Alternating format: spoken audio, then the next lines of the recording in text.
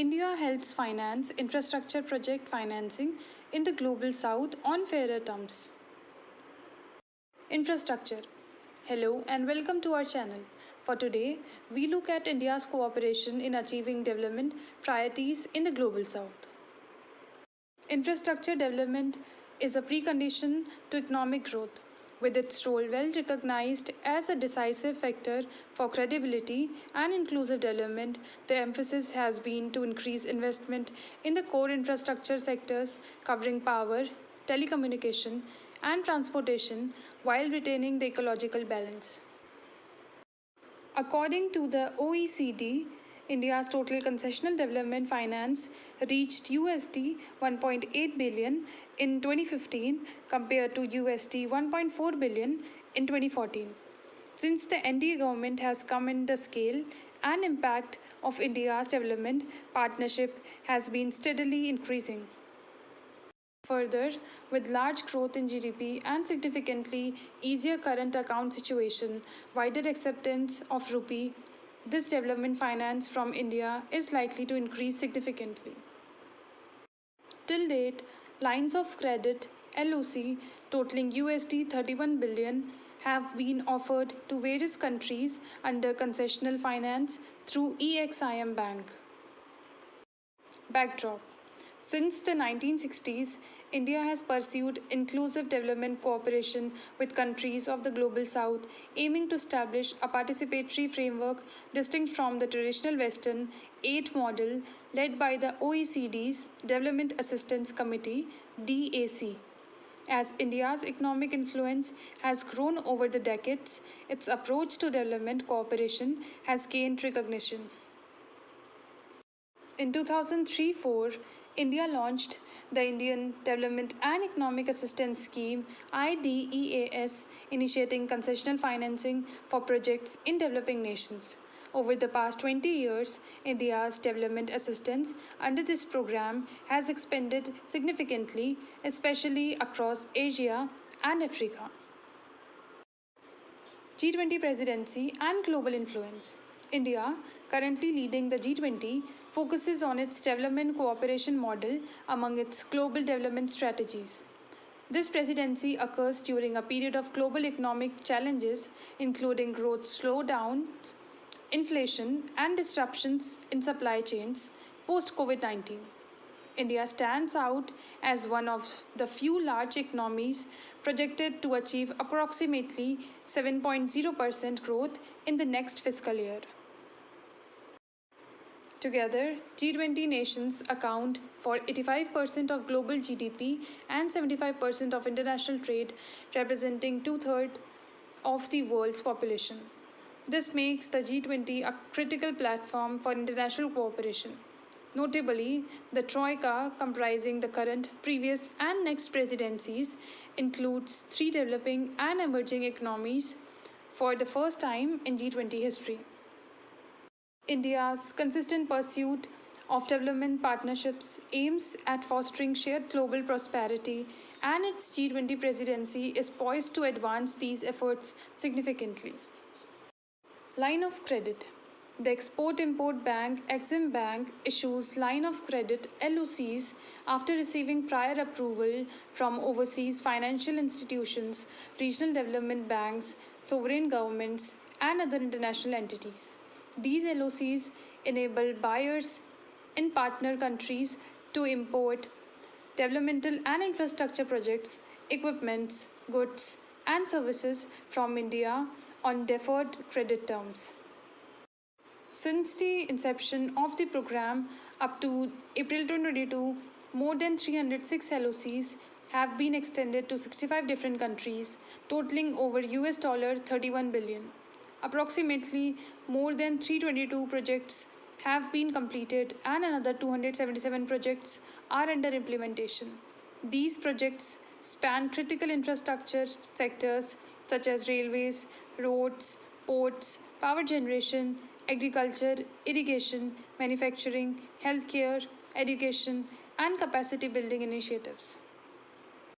The scope of LOC projects includes commercial endeavors, although not all are strictly trade and investment related.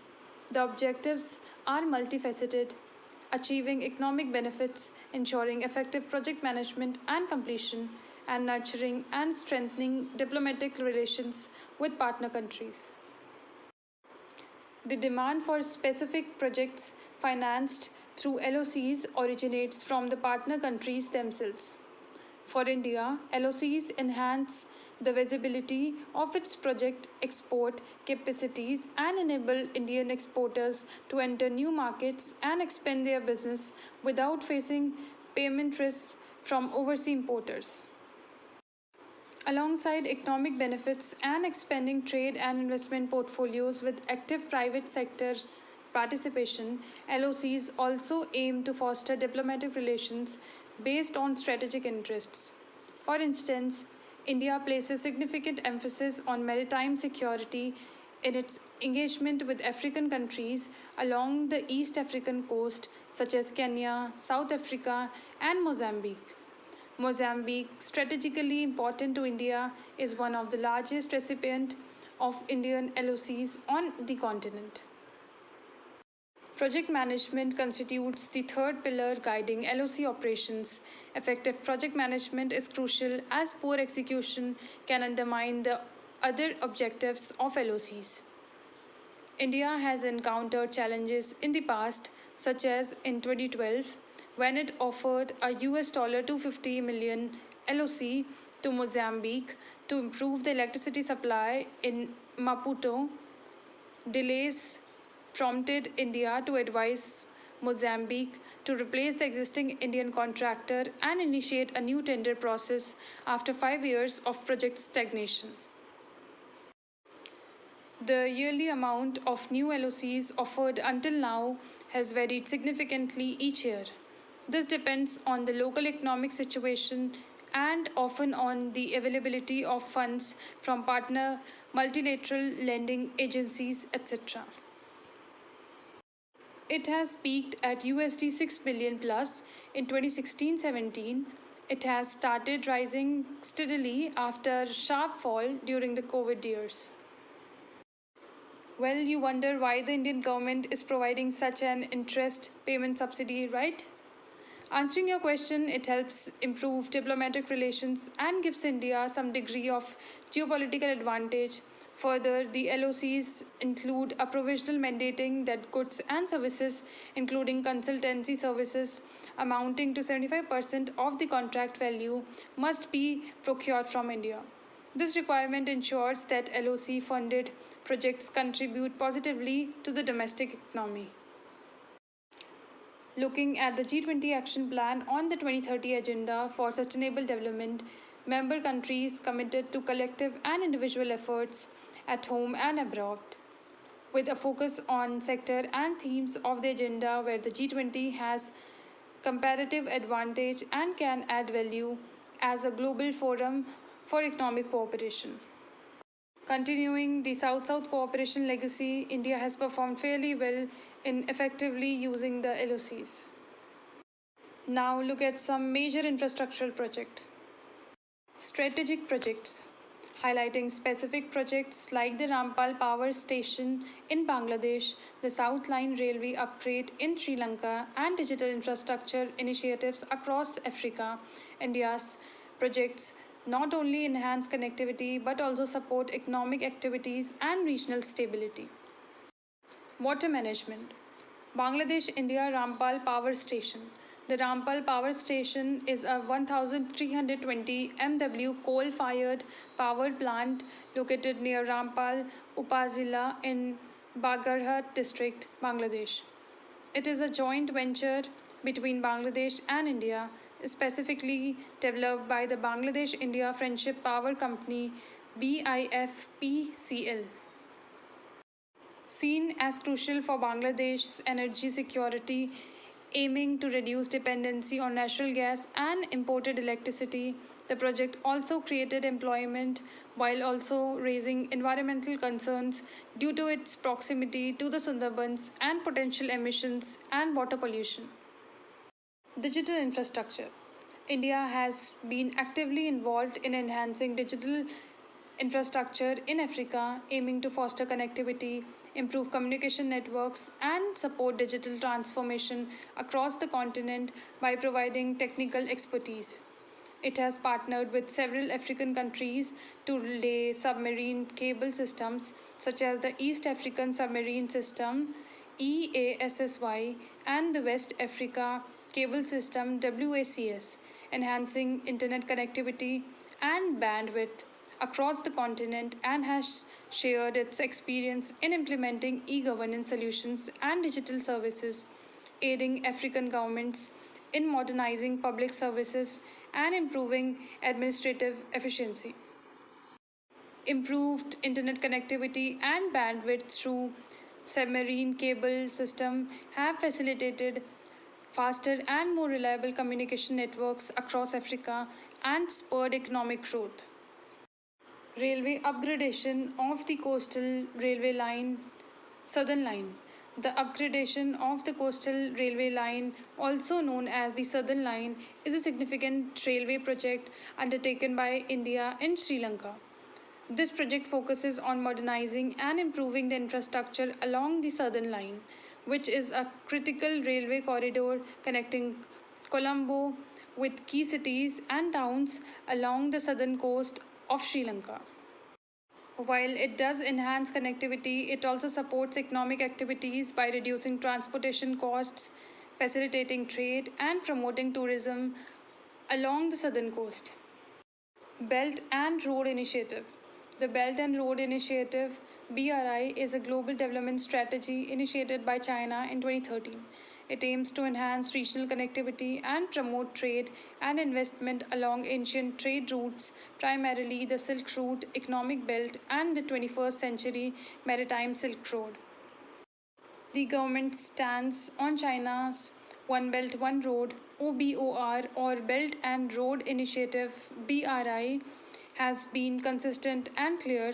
The inclusion of the China Pakistan Economic Corridor CPEC, which traverses through parts of the Indian state of Jammu and Kashmir under Pakistan's administration as a flagship project of OBOR BRI, indicates a disregard for India's concerns regarding sovereignty and territorial integrity. The government has communicated its concerns to China regarding activities in Pakistan administered Jammu and Kashmir and has urged them to halt these activities.